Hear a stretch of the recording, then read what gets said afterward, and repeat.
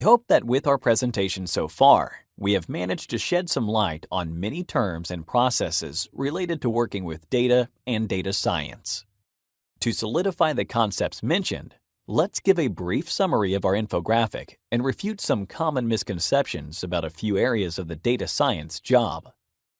Saying 2,000 lines of data constitute big data is simply not true. As we already said, we must consider many things before defining a dataset as big, and volume is just one of them.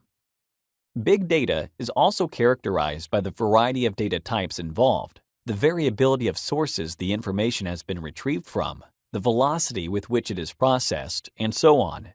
Therefore, don't consider a dataset big just because it fills plenty of rows.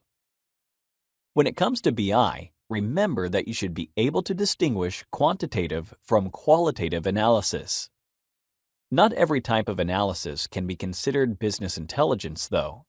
BI deals with the explanation of past events using data-driven approaches and reaching data-driven conclusions. In contrast, a business analytics approach, which is not data analytics and therefore not BI, is SWOT analysis. SWOT analysis is a famous type of qualitative analysis contributing to the strategical decision-making of a company.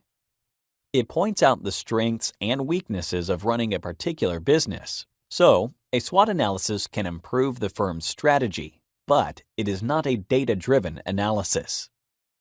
Great! We can say people often associate traditional statistical methods with tough coding and super quantitative mathematical and statistical models. However, this is not always the case.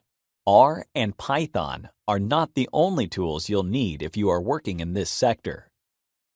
Storytelling is a crucial skill for a data scientist. They should have the ability to express complex mathematical and programming concepts to end users, such as company managers and high-level executives, in only a paragraph and a single visualization.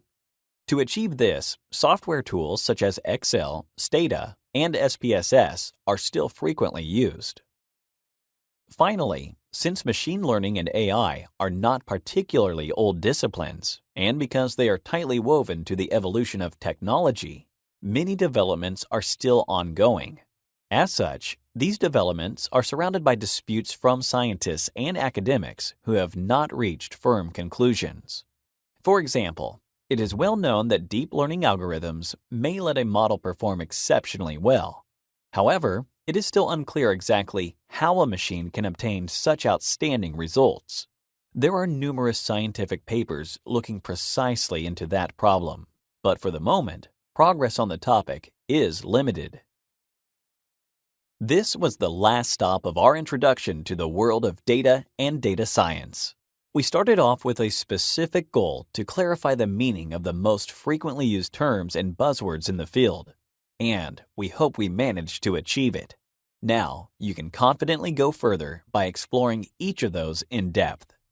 We would like to repeat that we cannot guarantee our infographic will keep you out of the controversy of those terms and fields, as they are strictly interrelated. Nevertheless, we hope you have enjoyed watching these videos and have broadened your overview of the disciplines mentioned. Well, that was it. We would like to invite you to continue with the next part of our training, where we will actually teach a large part of the techniques and skills mentioned in these lessons. We've just began our journey. For the time being, we will never get tired of saying, thank you for watching.